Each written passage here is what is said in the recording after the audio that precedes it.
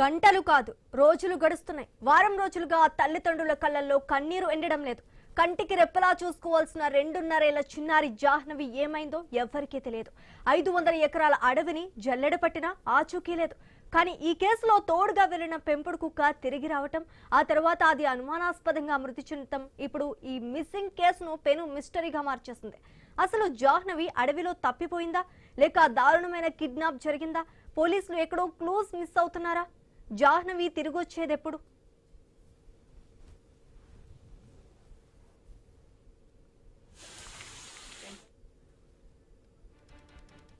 కాకినాడ జిల్లా తుని మండలం CH అగ్రహారంలో palm oil తోటలో కాపలాదారులుగా ఉన్న భవానీ గణేష్ల పెద్ద కుమార్తె మిస్సింగ్ కేసులో మొదటి నుంచి అత్యంత కీలకంగా మారిన ఆ పెంపుడు కుక్క మృతి చెందడం అనుమానాలకు తావుతీస్తోంది. పాపతో పాటే గత శనివారం వెళ్లిన ఆ పెంపుడు కుక్క జంతువు మంగళవారం ఒంటరిగా ఇంటికి తిరిగి వచ్చింది. అది వచ్చినప్పుడు చిన్నారి తల్లి భవానీ ఆశపడింది. కుక్క వచ్చింది కాబట్టి తన బిడ్డ కూడా వచ్చేస్తోంది అని భావించింది. పోలీసులు ఆ కుక్కకు జీపీఎస్ ట్రాకర్ కట్టి అడవిలోకి వదిలారు. కానీ ఆ కుక్క కేవలం తోట పరిసరాల్లోనే తిరిగి మళ్లీ ఇంటికి వచ్చేస్తుంది. అయితే ఇప్పుడు ఊహించని మలుపు ఏంటంటే ఆ పెంపుడు కుక్క మృతి చెందటం. తిరిగి ఇంటికి వచ్చిన కుక్క వింతగా ప్రవర్తించటం, స్థానికులపై దాడి చేయటం, ఇప్పుడు మరణించటంతో ఇక్కడే అనేక అనుమానాలు రేకెత్తిస్తున్నాయి.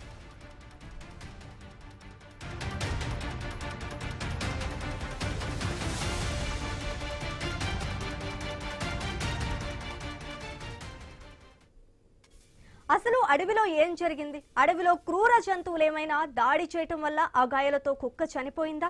ఒకవేళ క్రూర జంతువుల దాడి నిజమైతే చిన్నారి జాహ్నవి పరిస్థితి ఏమిటి? ఎవరైనా కావాలనే కుక్కకు విషం పెట్టారా? పాపను కిడ్నాప్ చేసిన వారే తమను ఎక్కడ పట్టించి ఇచ్చేస్తోందో అన్న భయంతో కుక్కను హతమార్చారా? కుక్క మృతి వెనక ఏదైనా కుట్ర దాగి ఉందా? దీనిపై పోలీసులు వెటర్నరీ పోస్ట్ మార్టం రిపోర్ట్ను ఎందుకు సీరియస్ గా తీసుకోవడం లేదు? దర్యాప్తులో పోలీసులు మిస్ అవుతున్న ఆ కీలక క్లూ ఏంటి అనేది ఇప్పుడు ఆలోచించాలి. జాహ్నవి ఆచూకీ కోసం 200 మంది పోలీసులు సిబ్బంది 500 ఎకరాల అడవిని గాలించారు. డ్రోన్ కెమెరాలు పెట్టి జల్లెడ పట్టారు. ఎస్డీఆర్ఎఫ్ బృందాలతో పాటు గ్రామస్తులు కూడా వెతికిన ఫలితం లేదు. వారం రోజులుగా ఒక్క చిన్న ఆధారం కూడా లేదు. 2.5 ఏళ్ల చిన్నారి దట్టమైన పొదల్లో నడుచుకుంటూ అంత దూరం వెళ్లటం సాధ్యమేనా? ఇక్కడే పోలీసుల దర్యాప్తు తీరుపై స్థానికులు తీవ్ర విమర్శలు చేస్తున్నారు. పోలీసులు ఎక్కడో కీలకమైన క్లూ మిస్ అవుతున్నారని అంటున్నారు. పోలీసులు కేవలం పామాయిల్ తోట, దానికి ఆనుకుని ఉన్న కొండ ప్రాంతంపైనే దృష్టి పెట్టారు. కానీ ఇది ఒక పక్కా ప్లాన్ ప్రకారం జరిగిన కిడ్నాప్ అయితే నిందితులు ఇప్పటికే పాపను వేరే ప్రాంతానికి తరలించి ఉంటారు కదా. తుని పట్టణ పరిసరాలు, జాతీయ రహదారిపై వెళ్లే దారుల్లో ఉన్న సీసీ కెమెరాలను ఎందుకు జల్లెడ పట్టడం లేదు? తోట సమీపంలోకి వచ్చిన అనుమానాస్పద వాహనాలపై ఎందుకు నిఘా పెట్టలేదు అని విసుగు చెందుతున్నారు. ఆ సమయంలో ఆ పామాయిల్ తోట పరిసరాల్లో యాక్టివ్ గా ఉన్న మొబైల్ టవర్ సిగ్నల్స్, డంప్ డేటాను పరిశీలిస్తే ఏదైనా క్లూ దొరికే అవకాశం ఉంది. ఈ కేసు కేవలం చిన్నారి తప్పిపోవడం అనే కోణంలోనే చూస్తే మిస్టరీ వీడదు. దర్యాప్తును మరిన్ని విభిన్న కోణాల్లో వేగవంతం చేయాల్సిన అవసరం కూడా ఉంది.